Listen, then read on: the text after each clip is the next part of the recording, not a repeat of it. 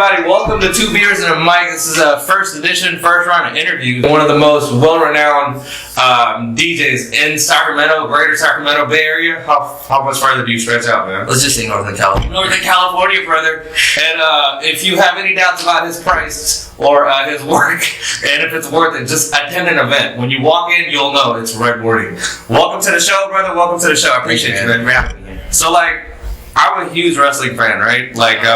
Throughout this show, I'll give you shit for not bringing your belt. Yeah. Because you brought the belt out after I got married. So, it's whatever. It's a little story behind it, yeah. Whatever. I don't care. It's not here today, but whatever. I wanted the belt here. I didn't care much for you, man. I'm just kidding.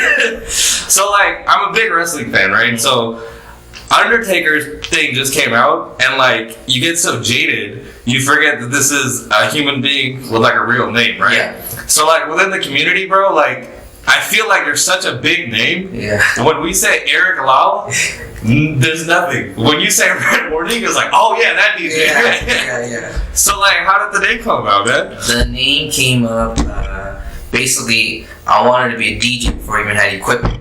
Yeah. So me and my group of my cousins, we all started, wanted to DJ and whatnot, and so we had a family member that was DJing, and so we're like, hey, we should DJ too, right? Because we thought it was so interesting, but we're like, well, we should have DJ names, right? So my cousin came up with a name, and I could not come up with my name. What were their names?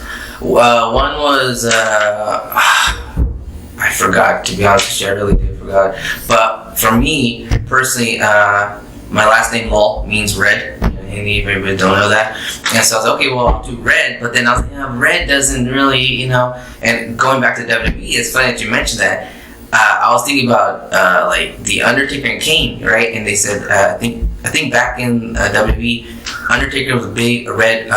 Kane was Big Red Machine. Big Red Machine, and then they called Undertaker nickname Big Evil. Big Evil, yeah. So damn, brother. God damn. Yeah. And by the way, that was awful fly. That's a great thing you did. So basically, I was scrolling through the internet, looking through some inspiration, and I saw a warning, a warning sign, stop sign. So I was like, okay, red warning, and so that was it, RedWarning. That's how I came up. Really? So how long ago was that? That was in 2006. Yeah, you've been a part of this game for a while, man. I mean, so I got married 2016, right? Yeah. So from there, just seeing how you projected. Mm-hmm. So when did that start where you're okay, it's 2006, I'm up and coming, but every year I'm just gonna get bigger and bigger and bigger? So when I first started DJing, I DJed with some of my family members, and then it was more of an experiment, let's just see what it does, and we were just more intrigued about DJing itself, but then we realized, man, there's a lot more to DJing, music selection, crowd understanding, the psychology of understanding the dance floor and whatnot, and then customer service, things that you never really think about. The back. Yeah. So going back to that, when I first started, I just started DJing here and there. I started making more mixes online, and then I met a guy. You may know him. His name's Vanille. Oh yeah, DJ Chaos. A little bit of chaos. Yeah. The most commonest, quietest person you'll ever meet, man. Yeah, so we linked up, and then he basically kind of showed me the ropes. Hey, when you go out to do events. This is what you want to look for, and so that's how I got my foot into the actually DJing at events. And then after that, I want to say there was a brief time of it's kind of a fog where I didn't know what I was doing. I didn't know I couldn't really understand my place in this market. And I think it was... Well, describe that a little bit. You're because this is literally something you kind of learn as you go, right? Yeah, there's no manual for this, so it was really just me learning on my own, because at that same time, I think Vanille, he was kind of exiting away from DJing. I think he was, jobs and whatnot, and obviously responsibilities. I did not believe left it. I feel like he was just booming, and I was like, are you serious?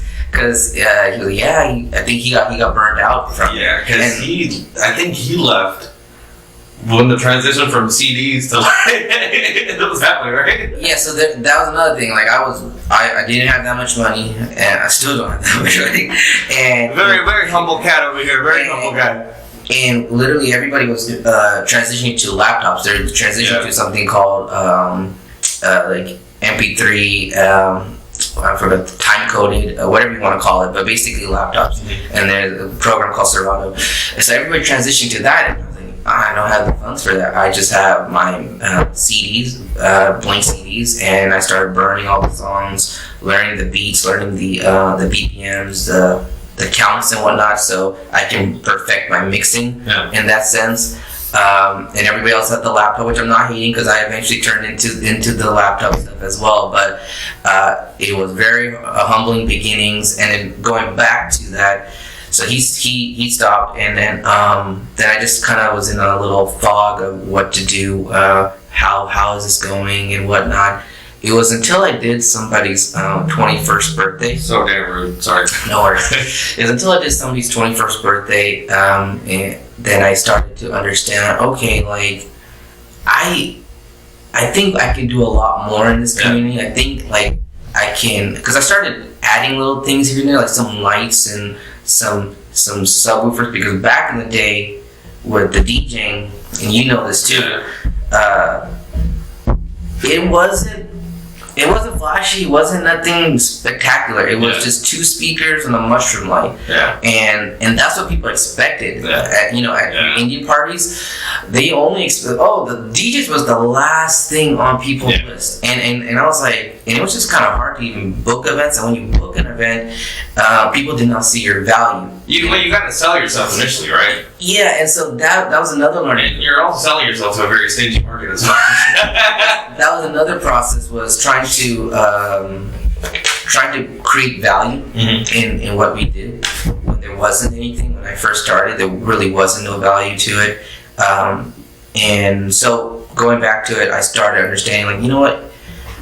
If I can start implementing things and services, that just separates you, right? Separates me, but at the same time, it allows people to see what they're investing into. Because a lot of times, what happens was Indian people would, not Indian people, just clients in general, but majority of my clients are Indian, right? So they would come in and they're like, well, hey, we have this expectation for $300, and I'm like, well, that's not gonna work. Oh, those are the humble days. Yeah, and I was like 150, 200 bucks.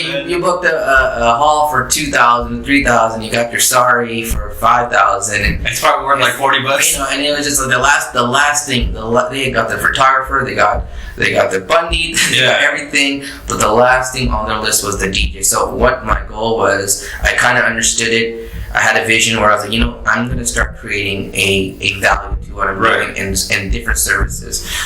Well, I mean, I think the reason why you probably was the last thing they thought of is because our parents' generation, when they got married, DJ wasn't a thing. No. It was just the guy put in a cassette, maybe hit play. Yeah. And here, just a wedding, everything is so convoluted. It's a mess. They just expect a guy to come over, hit play. And then, that's it. And what I wanted to do was, I wanted to change all that. Yeah. And I wanted to create a production. I wanted to create an atmosphere. Like, I wanted to be where, when they walked into that hall, they're looking at the experience. Looking at the lights. Experience. Yeah. I mean, hopefully most of you watching this have gone to one of his parties, events, whatever. I mean, when you walk in, he's there. He'll literally take over one whole side of the hall, and it's just, he'll build himself a freaking stage. You know what I'm saying? It's a crazy power everywhere. Literally. We basically do a production setup, and that's what I wanted to implement, because before there was no production setup. There was just two speakers. Well, the fact that you use the term production, I think that's a big thing, because obviously the setup I have here is nowhere close to what he has, but the term production, it really means a lot now. You know what I mean? Because a lot of work goes into this. When I tell clients, hey, so I'm gonna have stage techs, I'm gonna have DJs, I'm gonna have a lighting tech, a sound tech, they're like, Lekin gana rahe, gana rahe. And I'm like, oh, wow, that's a lot of stuff. And I'm like, if you want it to be perfect and you want the sound to be good, the lighting, the theatrical, everything to be on point, we gotta have all this stuff. And it is a production. So I remember one time I was trying to I was providing my package to a client. And the guy was great. He was like, yeah, I want this whole thing and all that stuff. Great, we can do it, whatnot. Well, his parents did not know anything. They obviously saw they saw the amount, but they're like, whoa, what is this? And I literally had to. It's a funny story. I literally had to go back to that house with the parents. And like, so tell me what are you gonna do exactly? And I literally, I'm not no like this. I literally pulled your video up, highlighted the video. I said, so this is what I'm gonna do. And this is what the hall looked like before. This is what it looked like after. And they're like, oh, okay, great. And they were good. I mean, it's an experience, man. Because like, I don't know if you still use the moniker Lighting King, right? You had that was the Uplight King. Yeah, I did that for a minute. I mean, okay, so let's backtrack a little. So, like, you probably, what, 18, 19, younger? Yeah, I want to say it was 18, 19 years old. So, like, how was the support at home? Because, I mean, this is something out of the ordinary, right? It was one of those things where they couldn't really, like, parents obviously want the best for their kids. Obviously want them to have the education and obviously a solid foundation, which is nothing wrong. And it's usually an education job, married kids. Yeah. And I kind of did the opposite. And so. Oh, you had kids before? No, not at all.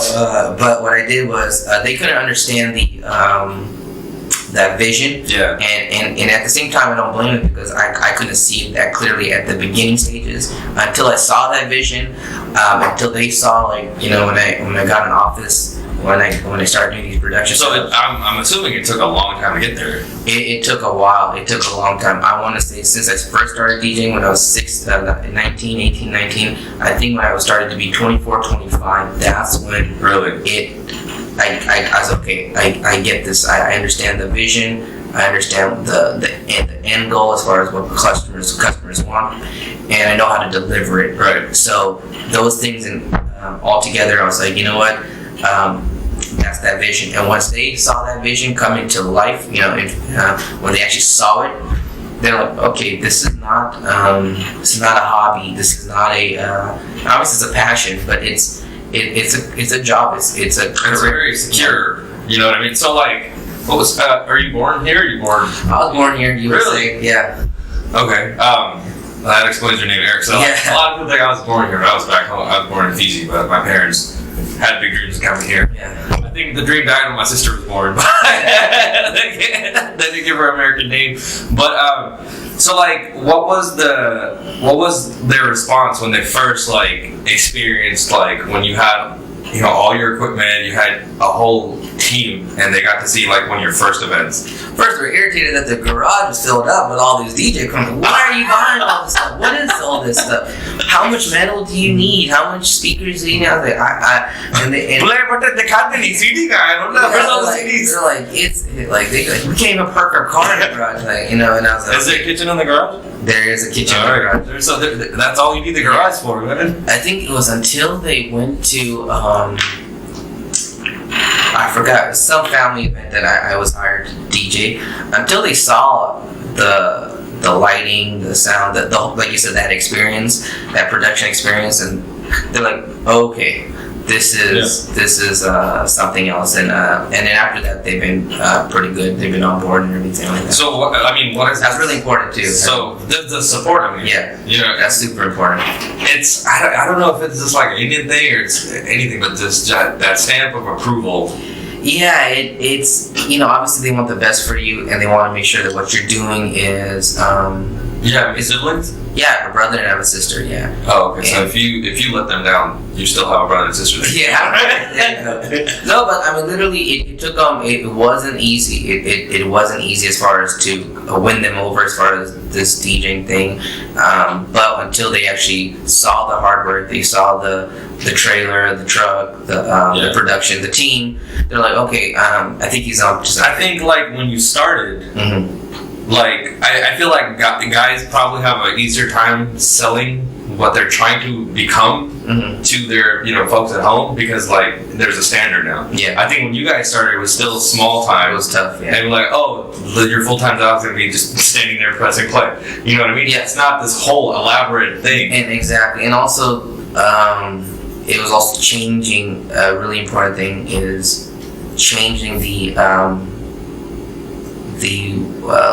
how to say nicely, the image of what a DJ is within the Indian community. And I'm not trying to downplay or talk bad about anybody, but in the Indian community, DJs were not looked upon really well. They're like the ones that would take a cigarette break, talk to somebody's wife. Well, I mean, remember, DJs used to be like uncles, or the uncles, and kids like us back in the day. And it was just it wasn't looked really good. Yeah. They weren't looked highly, and so one of the other things I wanted to really change was that representation, that image. I wanted to make sure that I was professional. I wanted to make sure that I was on time. I wanted to make sure I could deliver. I wanted to make sure that when I spoke to you, I spoke the same way to your parents, to your cousins, to your aunts, uncles, and I was there to provide a service, and obviously being kind to everyone, but not taking it for granted. And that's another thing I think that a lot of people, obviously went with me, was because of my attitude. My parents raised me to treat everybody kindly and respectfully, so I really saw that missing in the industry. Some people are just very happy. They're like, "Oh, Alan hired me. He should be grateful he hired me." No, wait. You should be happy he hired you because he's providing you a paycheck. So you should respect that. And it wasn't really shown back in the day. So I wanted to show that. I wanted to show that respect, professionalism. Well, a lot of guys, I think, in my experience, and not just with DJing, anytime they have something that they put out, the ones that don't make it the difference is you get the money, you do your thing, you go home. Yeah. The ones that take it seriously, I think, take that opportunity to like sell themselves to other people that are there. You know what I mean? And also, because when you go to an event, they're all potential customers one day. You know what I mean? You said it. And that's exactly what I tell all my younger DJs. I say, you are, you can give a business card, you can give a whole spiel on how good you are, if you can do this, you can do that, scratch, whatever you name it. If you have a bad attitude, if you talk to the person the wrong way, that means that 3 or 4 people are not going to hire you just based on your attitude. So that's one thing I emphasize is like, when you go to the hall, before and after, when you go to talk to those customers, before and after, even though your job is to DJing, just the way you interact with the crowd and how you talk to them, that's a make it or break it. Yeah. And I make sure that everyone I talk to, I make sure that I'm kind and not just because I'm trying to portray something. No, that's how I am. But I just want to make sure that I do that so that they feel very comfortable. Yeah, and I'll give you props. I think you correct me if I'm wrong, but like I think one of your things. I don't think you have a monopoly on this game yet. You're a big name, but like I think one of the things that really sets you apart is like, you get there. I mean, during my thing, he got there before I got there to open the hall. So he was there the whole day. You got the beard, didn't you? You're bringing that. Oh man, God, I'll have to edit that out. But I was getting the beard at my own reception. But he left when the party's over. But the experience doesn't end. When he packs up. 2 days later, you see this really cool music video of this event. Now, granted, there's 50-50, right? Obviously, he's providing you with a little extra, but at the end of the day, he's selling himself. That's the difference between someone who takes his crap very seriously. Yeah. It's a portfolio of like, oh, you don't think I'm worth this much? This is what I've done. This is what I've produced. And I do those highlight videos for, especially with the clients that see the service that I'm going to provide to them. I want to reciprocate that by making a promo video, a highlight video of their actual service. And to be honest with you, like when I started making those highlight videos, I got so many calls. And I did it with the GoPro. People don't realize I did it with the GoPro with the stabilizer. And everybody was like, hey, so I didn't know you do video. And I was like, no, I DJ, but this is just a highlight that I did. And they're like, so you don't do video? I was like, not yet. I have no plans in the future to do that. But going back to it, I just wanted to highlight those before and after shots, that experience, that you really just can't replicate. And like I attracted to because like again going back like being a huge wrestling fan, every time there's a big pay-per-view, at the end of the pay-per-view they would show a music video that would recap that whole event. So like it's funny, like me and you are both big wrestling fans, and that term gets Can you tell? And one of the things when I was watching wrestling growing up, you have to realize like it's amazing what they do in the ring, obviously, but outside from that, I was really interested in the production. That's the same thing for me too, man. Like I'm a huge fan of the guys and stuff, what I watch in the ring, but like that stuff doesn't entertain me as much as like I'm paying attention to like what they're saying to describe it, where the lighting is, where the camera angles are, everything. The LED screens, the fireworks, the sparklers, all that kind of stuff.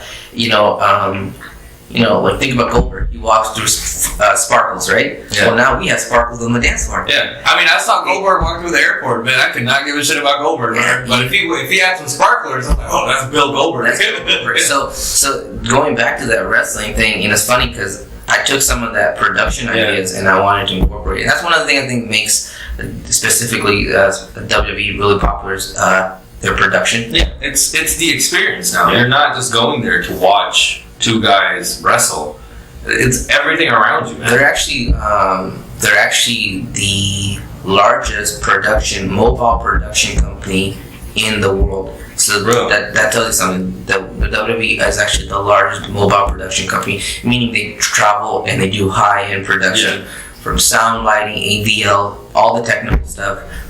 They do that. They even have their own doctors and chiropractors. Well, that's crazy, right? You got a couple guys on your team. You got a lot of heavy stuff. You might want to have therapists. Oh, I always tell them. Hey, the one of the things you want to protect is your back. And for that's me, what your knees, man. Yeah. And what I do is I go to the chiropractor every Sunday after the events. Like I literally Sundays are my like relaxation days, and first thing I do 10 o'clock is I go to the chiropractor. I get adjusted because it does take a toll on me. So I don't know if you ever really have a chance to reflect back on like how far you've made it. So how long have you been in the game now? From day one? I never calculated, and I don't want to throw. It's been a minute. It's been a couple of moons. So how many seconds is that minute? It's been a while. 10? Over 10? I want to say over 10. Yeah, but like again, those first 5 years was really just. I was like, man, what's going on? What am I doing? Is this really worth it? It was more like I was just going through the motions. Yeah. Because I was really trying to understand this Indian market. Yeah. And then it's a tough sell. I feel like you could sell to this one. You could probably overcome anything. Yeah, because obviously a guy who's there's so many obstacles. One, my name's Eric. And obviously in the Indian community, you don't have an Indian name. It's kind of one. That's just one thing. Two, my name's RedWarning. Eric East, Eric Neal. No, what's your Indian name? Ericville. Eric. What's your Indian name? And I'm like, okay, should I say Eddie? Like in an Indian accent? Like so, it was one of those hurdles, but obviously I overcame it. Yeah. So, I mean, talk about something like we have a lot of up and comers, I'm sure. Mm-hmm. What are some of the advices you would give year one now that they actually have, there's competition there? Like, think back about the equipment you had when you started versus what you have now. And you have guys now with equipment you started, but they're going up against RedWarning. Like, how... Really good question. How can they sell themselves? What can they do other than, I'll do it for free? Like, what advice do you give them? I would actually tell them, don't think about competing with people because that really doesn't. You're actually gonna always be following somebody else's trailblaze.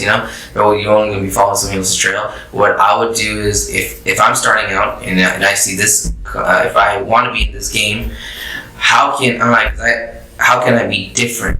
Yeah. How can I be somewhere where I can do my own thing? And as far as style. Customer service, the DJing itself, all that kind of stuff. And so I would really go into the route of how can I be different. Okay. So when it comes to consistency, right? Mm-hmm. So obviously I don't remember the details of when it was my time. But whatever I paid, I was very happy with it. Like when the event ended, how much I paid RedWarning wasn't on my mind. I was like, damn, look at what he did because I was there, when it wasn't decked out. And like it really adds, like DJing is not something he does where he just plays music. He has like his own spot like that. The whole hallway, the whole hall, like from where he's standing to like the back room, like like he's there. Like how do you?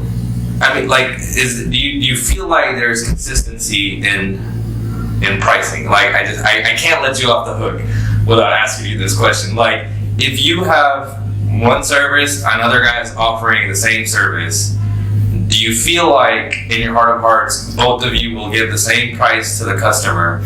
Or if you have Uncle 1 come on Thursday, Uncle 2 come on Wednesday, Uncle 3 come like Saturday, Sunday, asking for the same thing, will they get the same price?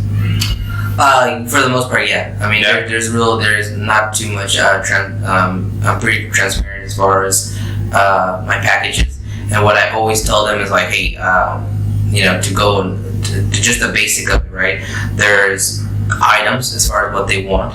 Yeah. There's the labor to those items, and then obviously, and then the service itself. So I always try to educate clients. Like some clients are like, hey, you charge so and so, and then you charge me. I was like, well, yeah, but their production was not as intense, and the labor wasn't as intrusive as opposed to this one. And so when I explain to them the labor part and the items, then it makes a lot of sense with customers.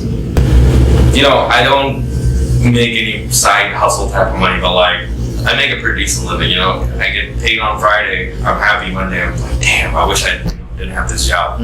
So like, you've been in the game for 10 plus years. Like, you get paid for a weekend, and then like, oh great, but then like Monday you gotta start planning, Friday, I mean, I'm sure there has to be that, like, oh crap, I gotta like reload the truck, start this whole process all over again. Yeah. Is there thoughts of like, this is it, this is the last one, like I'm done, like? No, because I think the thing is, every time I do the events, I mean, I'm just very lucky and blessed about it. But everybody likes the service. Everybody likes the time they had. Right. Everybody, like, you and other customers that had me, they never regretted, after they signed that check, right. They never regretted, well, wasn't worth it. And once somebody knock on wood, when somebody says it wasn't worth it, then yeah, I would probably feel like that. But it has never came to that point where, I can't do this or whatever. There's times where you get burnt out a little bit, but there's never a time where I'm like, this is not, I can't, I don't want to do this. No, you never have those thoughts of like, damn it, this is it, like, it's a wrap. Like, I'll be like, honest, I'll be like, well, this is the time where I need to sleep or relax, but never a point where I never really had any bad, especially these last these last 5, 6, 7 years that I've been on a roll.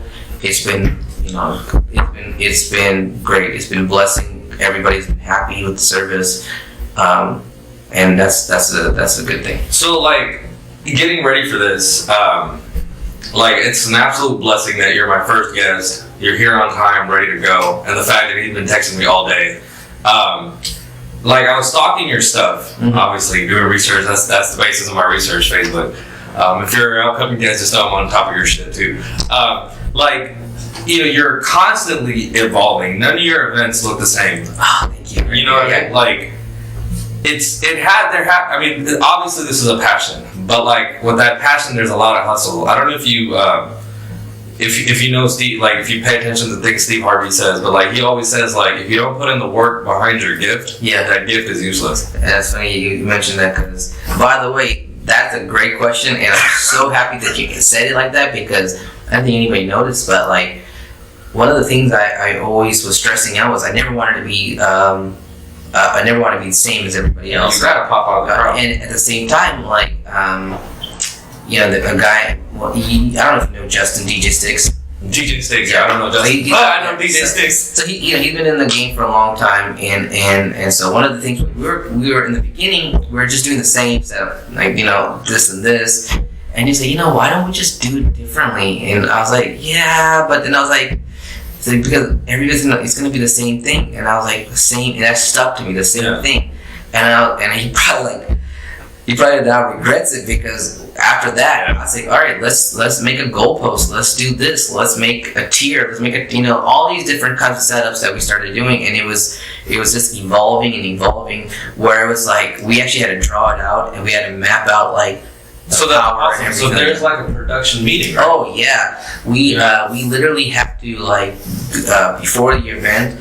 We actually, as a team, will discuss about, okay, so for so and so event, we know that they have, like 5 or 6 separate powers where we're going to set up, how big it is. Okay, so if we have this much amount of this, sound, all that stuff. So now we really do map out everything. But you go as a team to the hall, maybe? So, if there's a hall that we actually don't actually know really well, then we'll do a consultation over there. We'll do a site visit and whatnot. Luckily, all the halls in Sacramento I've actually been multiple times, so I actually know everybody. So I know exactly. What are some of the worst halls, by the way? No, come on, they're not gonna watch. No. All right, what are some of the best ones? Obviously, one really good hall is the Grand Pavilion. Okay. Oh, it's new, right? New, very. They have that 2-story, like the very beautiful hall. That's really one great hall. The other halls could be, obviously White Lotus. Another hall that probably gets overlooked, but is really beautiful, is called the Center. The Center. I've heard of it. Yeah, so those are 3 halls that I would check out, but definitely, man, Grand Pavilion right now, just the aesthetics. So what is that gymnasium hall that a couple of my buddies and that's the sports, that's the Asian community center. So like one of the things I like about it, one of my buddies when he got married, that stage that's up there, he actually gave that to you. He did. I mean, that was phenomenal, man. Yeah, that was great. And it's like wall to wall, full court basketball, and he had the whole thing to himself. Not one foot was wasted, man. Well, I'll tell you something funny about that story. Was it Chanel? Yeah. Chanel, okay. So that hall was great, but they had all their what's it called, table tennis. Yeah. They had all their table tennis stuff pushed in the back. So we actually couldn't utilize all of the stage space. There was actually more space available, really? But for whatever reason, the hall did not move all that stuff. So we actually, literally, that LED wall and me was like this. I was this far from it, and it was super hot, and I was sweating and everything. But we literally we literally was trying to make space for what we got. And sometimes when you go to a hall, it never, sometimes something's going to be off here and there, but for the most part, that was a cool thing, because we literally got to set up on the stage, and he was like, yeah. I said, what about you? No, don't worry about me. Just like, you just be on the stage. I walked in, and like, it's not, like, he's there, but he's not stealing the moment. Right? Yeah. Like, so it's like the crowd at one level, you have the couple at one level, and then you have him. And then above him are like giant TVs. So like, well, when I walked in, I'm like, what the fuck is this? That was my first response. And that's why I want people to have that feeling when they walk in. They're like, this is not regular, and this is something different. And that's the actual thing I want people to get at. I mean, it's like the experience. I'm telling you, like, it's not a guy just, playing music. He's there, but like, he is there. Like, his presence is there. Like, you may not know if Eric Lal was there, but you'll damn sure know RedWarning was there. You know what I mean? So like, you're in this game for so long. Do you feel like, with COVID, obviously, I'm sure, we talked earlier, like, this break, I'm sure has to be great. Break from all the cash every weekend probably isn't the best, but like. So, one of the things was, the COVID situation happened. Obviously, it's a tragedy. What's going on as far as their lives being taken from the virus and whatnot. So obviously, there was that first stage of denial, or hey, this is gonna be good. We'll be back in 3 months, and then we'll be back in October. Then all that stuff. So there was a stage where I was flustered, and after that, you really just gotta sometimes it's good to accept things, because because it's out of your control. Especially it's out of your control. Looking at you, brother, now you got consistent weekends off. Yeah, and going back to that, I've got to focus a lot more on my health. I got to focus a lot more on family. So I've got, since I've been DJing and whatnot, a lot of people don't get this, but a lot of DJs out there, they don't get to, I know it sounds sad, but they don't get to see their family as much, their family members, relatives, and whatnot. Well, your weekend is completely weekends are done, and then also my friends, like I don't say lost friends or anything like that, but obviously, the weekends are the time where you want to hang out with your friends, and so I've kind of lost that opportunity to hang out with a lot of them because of my DJing career. But I mean, that's the price you pay, you know what I mean? It does. It's not a job, brother, you're making something out of your passion, and I think that comes with it. You pay a price. You do. But going back to this COVID situation, it allowed me to, there's some, with the negative, I got to see some positive with it, where I got to hang out with family, I got to take care of my health, I got to take, a break from that grind, which is very toll. It takes a toll on your body because literally we'll get to work at 9 in the morning, and we'll literally loading and all that stuff, and the production takes 5 or 6 hours to do. Then it's the event. The event starts at 5, so we'll be done around 4, and then we'll get like a little break. Then 5, the event starts from yours was like 11 or 12 things, and then from that point on, it's like another 2 to 3 hours to set down. Yeah. So really, that's like a 20-hour shift. Yeah. And it's tough. So all that hard work, and I thank all the people that helped me out with that. Taking a break from that, it's good for the body for sure, and the mind. And the mind too. I mean, so.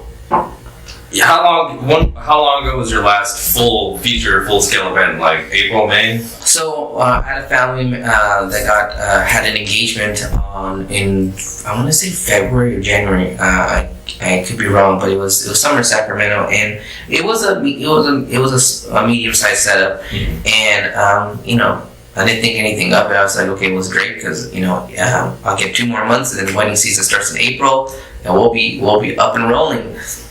And it didn't happen. Really? Yeah, that was my last full production type of setup. Was back in February. February. Yeah. Damn. I mean, I've done a couple of other weddings, but they're nowhere near that setup. It's more of 2 speakers, a mic. And that's only maybe 4 hours. It's insane how life comes full circle. It is. I was actually thinking about that. I was like, it's crazy how it's happening right now in the situation that people are in. We are having couples that just, respect their decision. They want to get married. They want to get married right away. So I mean,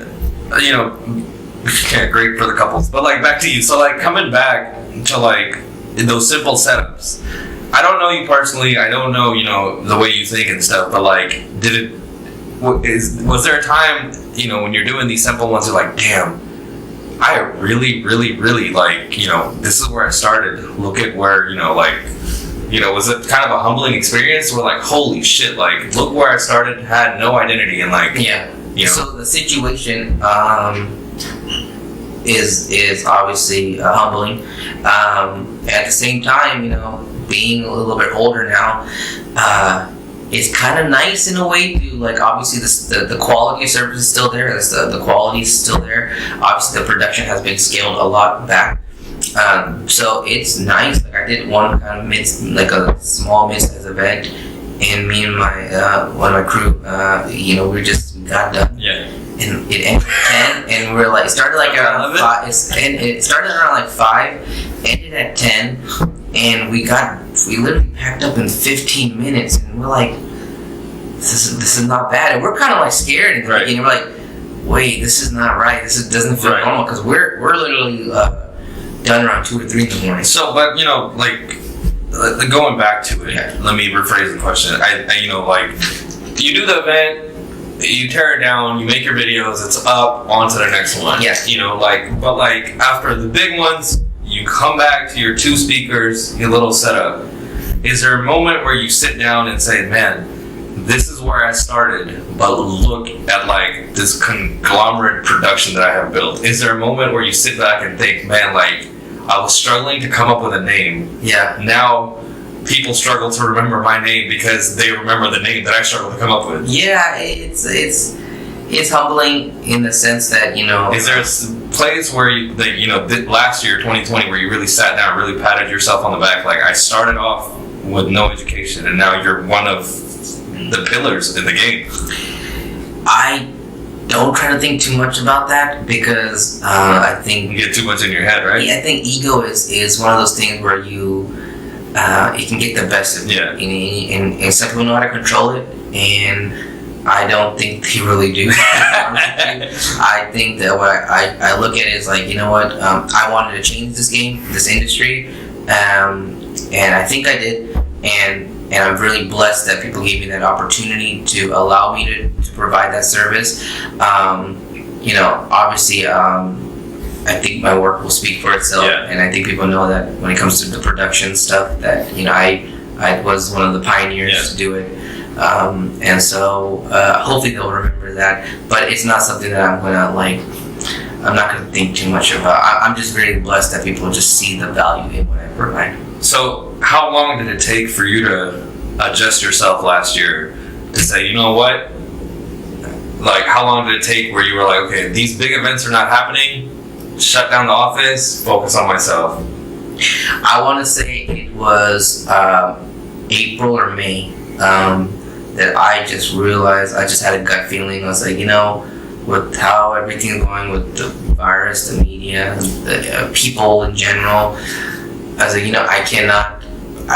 I can't be blindful of that hope, so I was like, I need to figure out something else now. Like, I'm still gonna DJ, but I was like, I can't just put all my marble in one bag, I just can't do that. So I'm obviously, I have a full-time job that I started like 3-4 years ago from the DJ, which was really tough. Managing DJing and a full-time job is really tough. Well, and having a boss, right? Yeah, I mean, it's Sundays there'll be times where I have back-to-back weddings, and then Monday I come to the office and they're like, you look exhausted. I'm like, no, your supervisor pulls you in like, hey, if your second job is going to affect your job here. But I mean, it was definitely a learning curve. But going back to, I got to focus more on my 9-to-5 job. Obviously, tried to promote, and fitness, health. You look sound, man. Buys, tries, and dies, man. This dude, hey, if you met him like a couple years back, you'd see him now in person. It's not the same guy, man. It's so those things I would have to say it's a blessing. It definitely was a blessing. Are you itching to have that hectic schedule again? Around the summertime this year, where it's every weekend, every other weekend.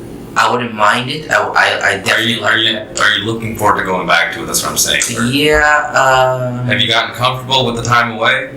I've definitely got comfortable with Does that scare you a little bit? It does scare me, just because this is nice. Like your Sundays and Saturdays are open. Like, a lot of people don't realize this, but like my job actually started from the DJing, the productions. It actually started around Wednesday and Thursdays. That's my prepping, planning, making sure all my vendors, making sure all the stuff are aligned, and then Friday, Saturdays, those could be the extra services. Sundays, actually, putting things back in the warehouse, things like that. And then obviously recovering from all that hectic work. And then, it's back on the grind, Monday's job, and it was especially when I started working, like, I'll literally get off on 4 or 5 o'clock, and I'll go back to the warehouse, start packing up, and it was definitely tough, but it was doable. But yeah, it's gonna be interesting when everything will get back to normal. Are you scared a little bit that the same passion that was there a couple years ago, it might not be there? No, I'm not scared about the passion. I would just say that I'm more mindful of my body now, so I know what I want to I want to do setups, and I want to do production a little bit more smart now, as far as like work smarter, not harder. Have you been hitting the sketch pad a little bit to see maybe like, oh, when I come back hard, like this is what I'm gonna have?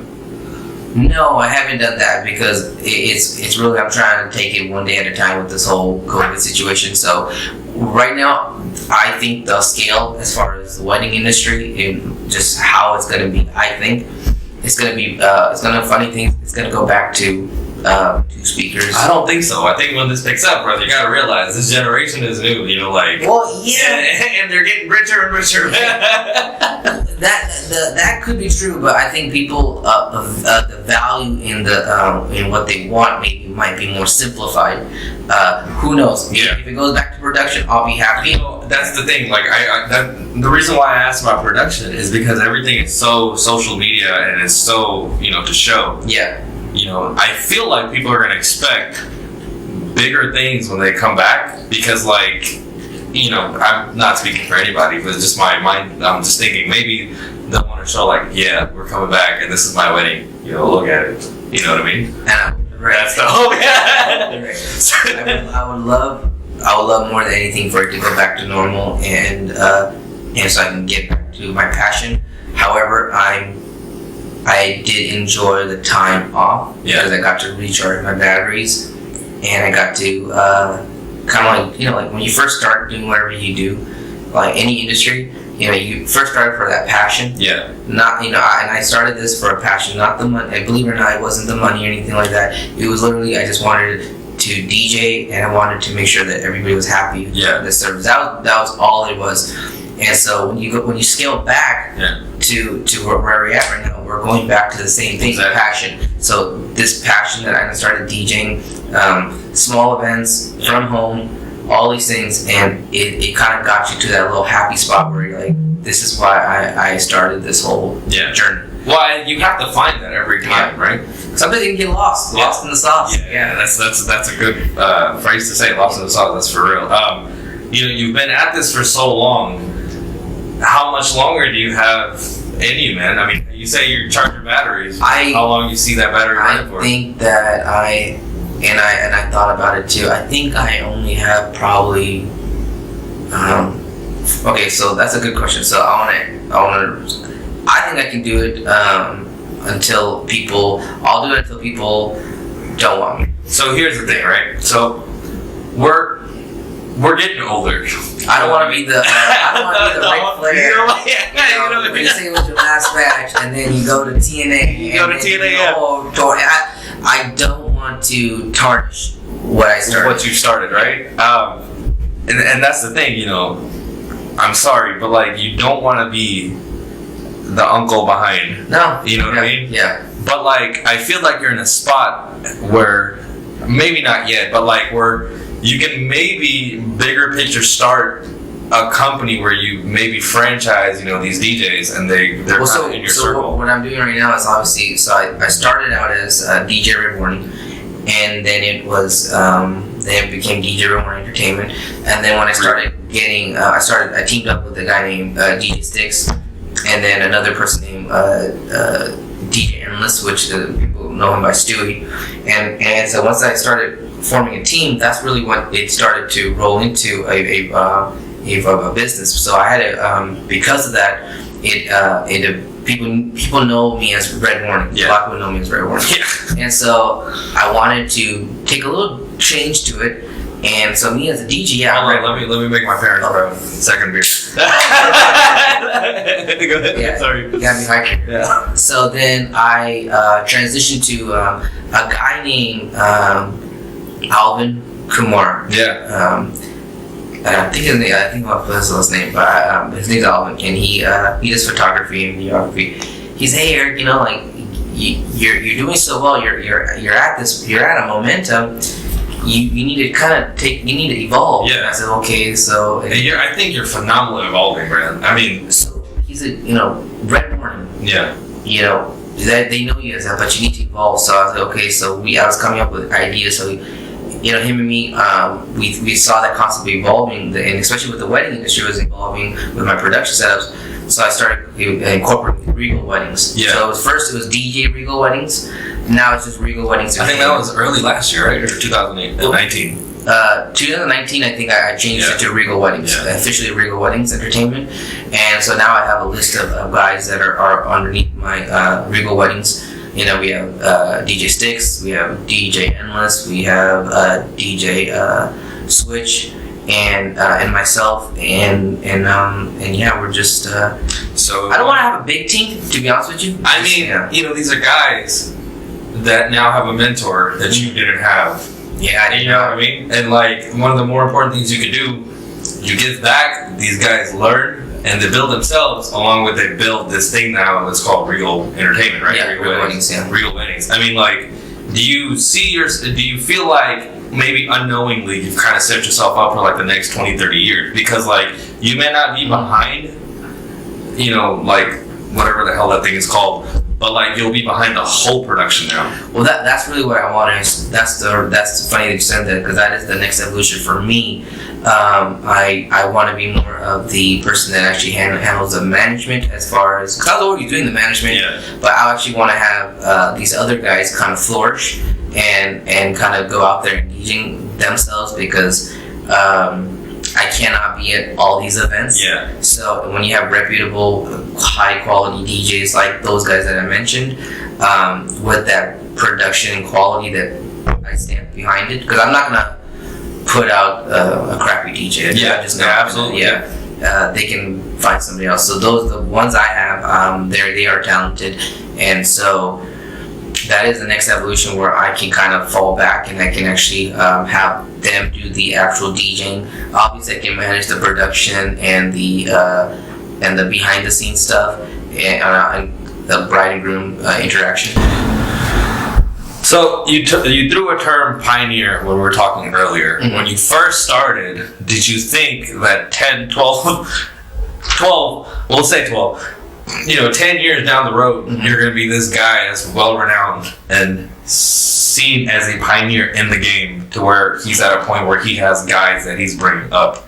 I didn't see that, like, I was going to be that pioneer, but looking back, obviously, but like, I'm just more of, like, the whole goal was just to deliver and something totally different from what was already there. And that being said, it was one of those things where, like, pioneer, obviously people can, if they say that, it's great, but like, I just want to be known as one of the persons that actually just changed it, as far as. So like, say we don't go back, things stay the same.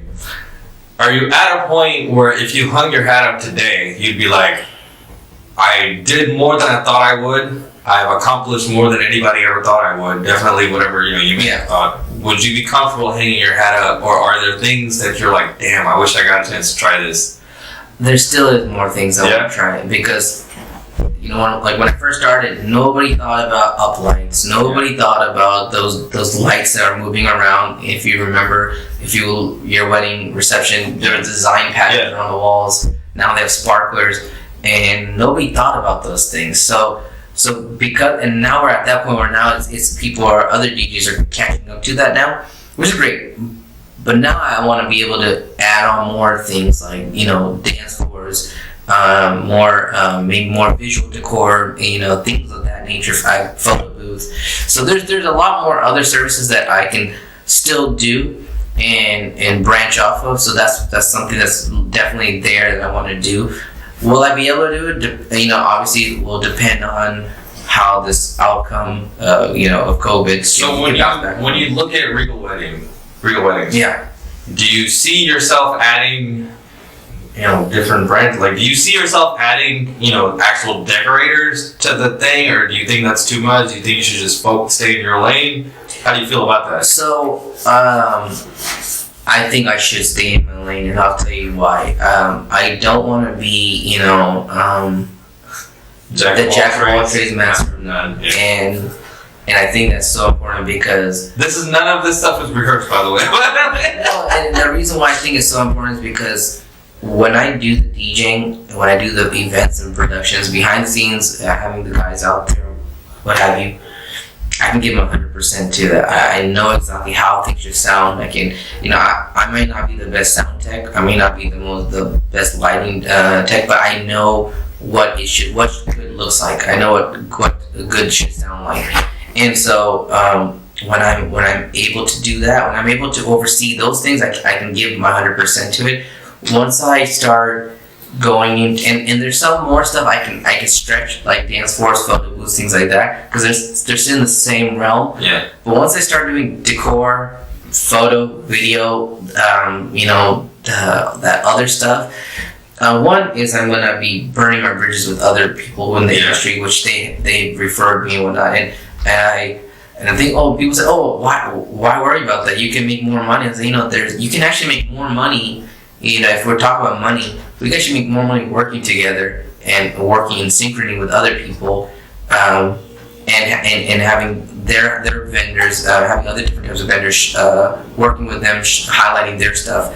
When I try to do everything, I'm not going to be able to give 100%. That quality that I talked about earlier, it's not going to be there. So I'm going to be sticking to my lane, and I think it's been working out. If it's not broke, why fix it? What is like the next? I know building upon Regal Weddings, but is there what do you see in the next 2 years? What are your goals? Are there certain halls you want to do? Are there certain types of events, certain crowds, certain? I would like to, because we are doing production setups, and we hit a wall as far as that level of production. It's such a production where it's like, are you going to do a concert now? That's what it is. And so one thing I would like to be, I was talking to the guys, it would be interesting to do is corporate and actual concerts, because we actually have the manpower and the equipment to do it. It's just now trying to break into that market, a totally different market, which we definitely want to pursue, but not neglect our wedding market. But that's something that we're definitely trying to look into. Are you maybe looking for small time musicians, or maybe where you support their stage? Yeah, more and more local, as far as the city. Let's just say, we've done a couple here and there where for the crab feed, where we had musicians come out and we did our same production setup, and they were just blown away with it. But maybe being more into that as much, because those things happen, but it happens once in a while where we're take it here and there when it makes sense for us. But we do so much weddings that it just doesn't seem as doesn't make sense at times, and may not be as feasible. Okay. So as we're winding down here, you have some guys under you. Maybe do you have not advice, but how do I put this as something different? Because I'm sure people ask you for advice, but what are some things that you see in some up and comers that you look at sitting here 10 years later and say, man, I wish they weren't doing this, or I wish they did more of this? I could say that if there was an upcoming DJ that wants to get into this industry, and if I could go back, right? You were saying if I could see myself as far as just up and comers coming in who have a setup like you did back in the day. Mm-hmm. Looking at them as DJ RedWarning, what do you see them and say oh man, I wish they wouldn't do this, but they would instead do that? I wish they would be comfortable in their skill set, not be worried about other people. Especially for me, when I started DJing, there was a lot of people that wanted to get into my head. Hey, how much you charging? Other competitors, how much you charging? They'll say things on social media, all these little disparaging things. So if I were to give advice to any up and coming DJs that are starting out, be comfortable with yourself, know your value, know your work, and have a goal and stick to that goal. Don't let anybody deter you Absolutely. From any kind of way. Yeah. Just understand that you're there for yourself. And make sure that you understand why you're doing this, and it goes back to the passion. Yeah. As long as you're happy and you're doing what's happy, great. If there's people that are in your circle or outside your circle that are not making you happy, close them out and continue that path, because you don't want us to steer away from that. Yeah, I think one of my things is, especially the last 3 or 4 years has been just stay in your lane. Mm-hmm. Don't pay attention to what anybody else is doing. Because if you pay too much attention to what someone else is doing, you're gonna lose focus here. Another thing that I carry with me is sharing your big ideas with a small-minded person is, I think, one of the worst things you could do to yourself personally. Mm-hmm. Because they do more to break you down than to build you. And I've seen that a lot. You have more breakers than you have builders, you know what I mean? It's funny that you mentioned that. So Yeah, I don't want this video to be too much into the. I don't want to call them haters. Yeah. I'd rather call them unhappy people. But in the beginning, when I first started, I met a lot of unhappy people, and I couldn't understand why they were unhappy. At the end of the day, if you're comfortable with yourself and in what you do, then there's nothing that's gonna break you away from that. When you have people that are bitter and unhappy, you have to be able to close them away, to shun them, because they're gonna try to do anything they can to break your spirit, break your goal, break your as far as what your vision is. Yeah. And I had a couple incidents where I had people that were trying to do that. They weren't successful, and I'm in that. Luckily I'm blessed to be in this position that I'm in. But that being said, going back to what you're saying to those up and coming DJs, do it for the right reason, and do it for that passion. And if you feel any kind of slight negativity or anything from any outside sources, whatever it could be, make sure you know why you're doing this, and make sure you're doing it for the good reasons. So that's what I would actually encourage. Do you kind of believe in the sense that if you follow your passion, money will follow? Yes, because I never thought I was gonna make any money from this. It's really important. Like when I first started DJing, my goal was actually not to make any money. Yeah. It was actually, I looked beyond it. I was like, what can I do to make their events different? What can I do to make it more memorable? And the last thing the last thing I was thinking was making money from it. It just so happened that I made the money, and I was really blessed that I made it, but it wasn't the goal. The goal was actually to change our Indian community, their standards. That was the goal. To change the standard for our Indian community, where they were only getting this much, and I wanted to give them a lot more, and that happened. And because of that hard work, obviously you get rewarded. Yeah. But I think I think what's happening with a lot of the people in the industry that are just coming in any industry, photo industry, real estate, anything. I think nowadays anybody that's going to an industry, they're just looking into, well, how can I make the most money? You see all these things on Instagram, and you see all these social media, mobile influencers, whatever you want to call them, and they're like, hey, this is why you're broke, and if you buy my thing, or in the next 15 minutes, I can make sure you can get thousands of this followers, this and that. They're talking about followers, they're talking about money in the bank, they're talking about fame, notoriety. I said, and that is the worst thing you could tell anybody, any industry, to do. I'm not doing that for that. I did it for that passion, the passion for DJing, and the passion to elevate my craft, to elevate the industry for our Indian community. That was my goal.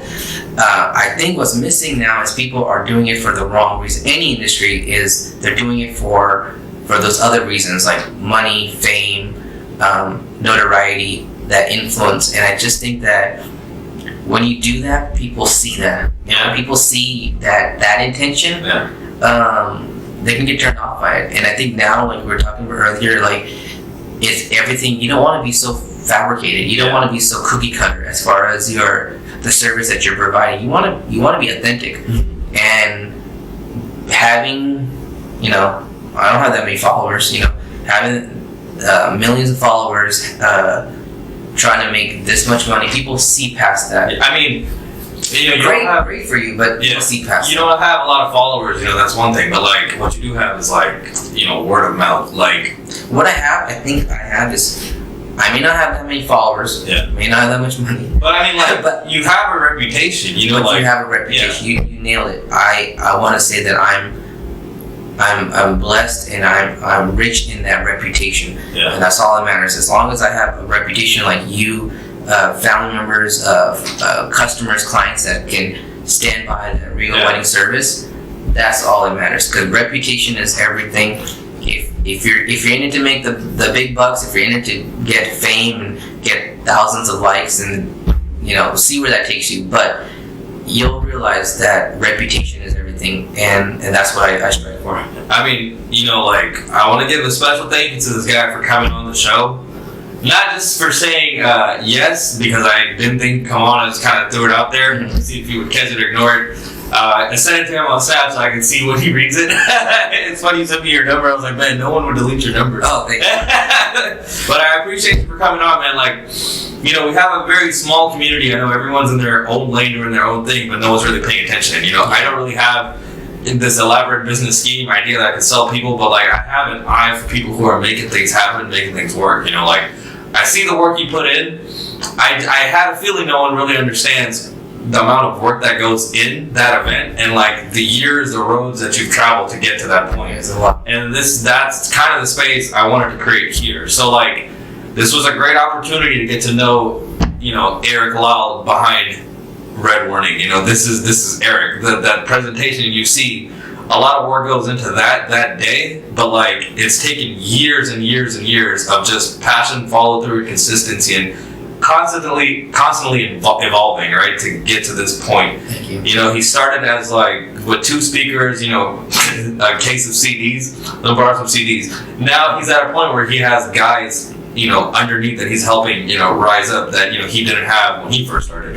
I think it's a phenomenal thing, man. I mean, like, you know, you have anything to say to the people, maybe a couple shout outs here or there. I just want to thank everybody that's been supporting me, supporting the business that I'm in, and past clients. I want to thank them as well, family and friends. And again, you know, hopefully 2020 will be 2021 will be a great year, and hopefully we can go back to that the stuff that we did back in 2019. I know, man. I appreciate you coming on, brother. I cannot wait to see what you come back with in 2021, and I can't wait to see this next evolution of Regal Weddings, man. I actually saw down the road, I think it was early last year, or 2019, but your trailer went, and I was like, oh, it's freaking RedWarning. You know, like things like that, it sticks with me. So I appreciate you coming on. Thank you so much, man. That's the show.